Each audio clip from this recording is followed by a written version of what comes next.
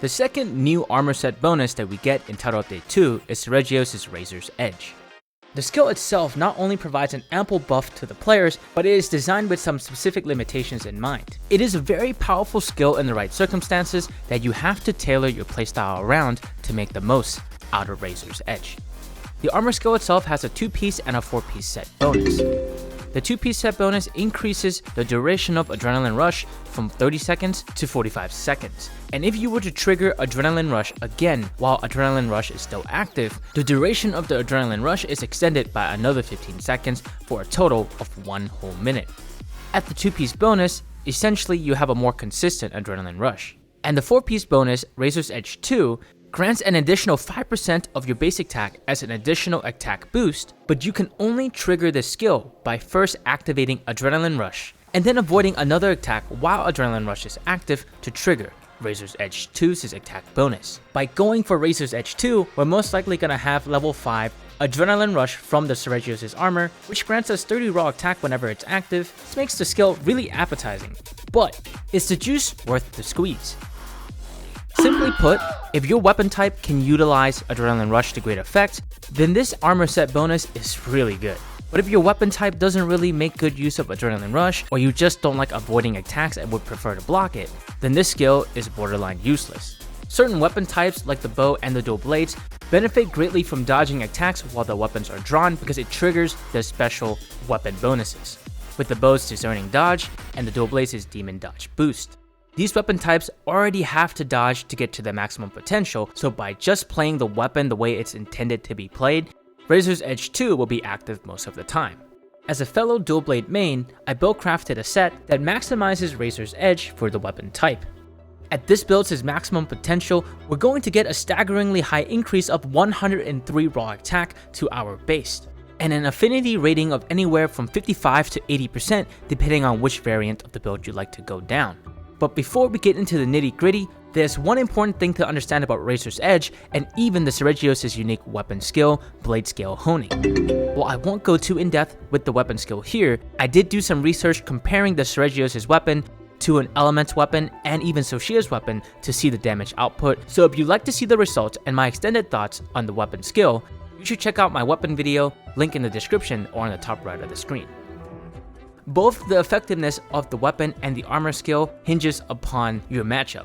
What I mean by this is if you don't understand the monsters well and can't dodge a lot of attacks, you're not going to be able to proc Razor's Edge or Blade Scale Honing, so not only will you not get the bonuses from those skills, but also Adrenaline Rush, which means that you're not using a majority of what you built towards. Additionally, if there is a power imbalance between you and the monsters you're fighting, for example, the monster can get staggered and knocked down really easily because you're doing a lot of damage, you're not going to have a lot of opportunities to dodge. Alternatively, if the monster is very passive, you won't really have anything to dodge into. But with that said, that means that if you're fighting stronger monsters like 5-star tempered or arc tempered monsters, then you're going to have a great time with this armor set. Essentially, the Razor's Edge 2 and Adrenaline Rush bonus becomes better the stronger the monster is and the more skilled you are up until a certain threshold. Once you get good enough to stunlock even the most dangerous monsters in Monster Hunter Wilds, then this skill will probably start to fall off. The criteria for activating Adrenaline Rush and Razor's Edge is that you are able to apply an iframe. In some circumstances, you can get hit and still activate this skill. For example, let's say you roll into an attack. Your first couple of frames, you are invincible, so you're going to go through the attack, right? It's good, and then you're no longer invincible, but the attack is slow, it's lingering, it's still there, you get hit by it. In this scenario, you fulfilled the condition to activate Adrenaline Rush, so you still get the bonus, but you still get hit. From my point of view, the Jedis are evil. From my point of view, drawbacks on armor skills is what makes them good. Something that is very powerful and strong, but only in specific circumstances. Black Eclipse 2 is kind of like that, but is way too general to be considered specific because you just gotta hit the monster. You're gonna do that anyways when you play. It's not the same as being like, alright, do this thing specifically. Not every armor skill needs to do something like that, but I find that more interesting than just saying, thanks for equipping my armor set, you're gonna get continual healing forever now. Which is fine, it's not a bad thing to have something like that, something more passive and casual and easy, but as a sweat lord, I like something that makes me play a little bit differently. With all that said, let's go into the build that I have for you today.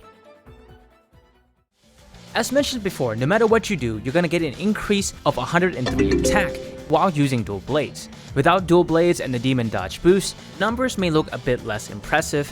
With some initial testing and switching over to a different weapon type, at the build's maximum potential I get an increase of 60 raw attack. Alongside this raw attack boost, depending on your weapon type, we'll get anywhere from 40 to 80 elements attack, and both the numbers for the raw and the elements can get beefed up if you choose to go with the burst variant of this build. The same can be said about affinity, but we'll talk more about that when we get to the skills section. I've designed this build to work specifically for dual blades and bows where you're not going to be touched all that often, so we're not going to be using a strong skill like Counter-Strike. Instead, with this build, we're going to go all in on the idea that you are a pro player and you will dodge everything no problem first time easy. If you are one of those players and you look at Counter-Strike and you say, bro, I can't activate this skill, monsters can't touch me, grass can't even touch me, I'm just untouchable, give me a wink emoji in the comments. We're going to be pairing up 4 pieces of the Seregio's armor set with 1 piece of Seregio armor. The individual pieces include the Seregio's helm beta, the Seregio chest beta, the Seregio's glove beta, the Seregio's waist beta, and the Seregio's pants beta. As for the talisman, well, it's pretty flexible with this build. Before we talk more in depth about that, let's go over the skills that you'll have no matter which path you choose. By slotting in the decorations that you see on screen to each of the armor pieces, and combining that with the base skills from each of the armor pieces, we'll obviously get Razor's Edge 2, we'll also get Adrenaline Rush 5. At level 5, Adrenaline Rush gives you 30 attack for 30 seconds, but this is amped up by Razor's Edge 2, as we talked about before, to 60 seconds. And then we'll also get level 5 Agitator, a skill that gives you 20 attack and 15% affinity whenever a monster is mad, a condition that becomes more consistent the stronger the monster is. We'll pair that up with level 5 Constitution to help us with our stamina management so that way we can always dodge whenever we need to. This is especially important for both dual blades and bows because the weapon's playstyle is very stamina hungry. Next up, we're going to have 1 level of evade window. Even without this skill, Wilds is pretty generous with the iframes, so yeah, this is just an extra thing to make sure that you'll be able to trigger Adrenaline Rush more consistently, and also you can start dodging through meteor attacks. Then we'll also get 1 level of Marathon Runner and 1 level of Bleeding Resistance, and with all of those skills accounted for, we can now talk about the variants. With this build, depending on your talismans, you can either go level 5 Weakness Exploit, which grants you 30% affinity when hitting weak points and 50% affinity when hitting wounds. Pair this up with a 5% affinity weapon like the Seregio's weapon and Agitator, and you get a 50% chance to crit in a way that you can consistently control. Alternatively, you can also replace the talisman and some of the decorations to get level 5 Latent Power. The skill conditionally gives you 50% affinity for a limited time and also reduced stamina consumption, an amazing side effect for bows and dual blades. The most common ways that you'll activate Latent Power is by getting hit to a certain threshold of damage. In this game it seems to be 130, or by being locked in combat with a monster for 2 minutes. And lastly, you can replace all that and go with level 5 Burst for an additional 18 raw attack and 120 to 200 elemental attack depending on your weapon type whenever this skill activates. If you're using a weapon with low affinity but high elements, consider the Burst build. If you're a more casual player learning the ins and outs of a monster, consider the Latent Power build. That way if you were to get hit trying to activate Razor's Edge, you'll still benefit from it. For me personally, I went with level 4 Weakness Exploit and 1 level of Burst. Paired with the Seregio weapon, I get about 40% effective crit when hitting weak points, and that might seem a bit low, but I much prefer the damage increase from 1 level of Burst over the additional affinity that I could get, especially since we're not even reaching the 70% threshold. If you have your own setup or variants you'd like to share for Razor's Edge 2, let us know in the comments below. And if you're having a good time, support your boy by hitting that like button and subscribe for more Monster Hunter Wilds content. Thanks.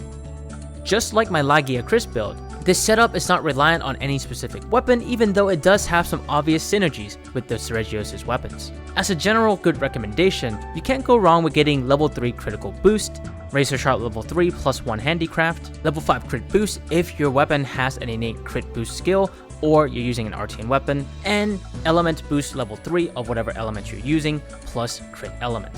While this build may not be as consistent in terms of landing affinity attacks, the raw attack bonus that you get from Razor's Edge 2 is powerful in its own right. To showcase the maximum potential of the damage output you can do, we'll be using the Seregio's weapon and 4 Weakness Exploit plus 1 Burst. At maximum potential, if you don't land a critical hit, on the very final hit of the Blade Dance, you'll deal 133 damage. but if you do crit, you do a staggering 175. On weapons with better elemental damage, this can go even higher.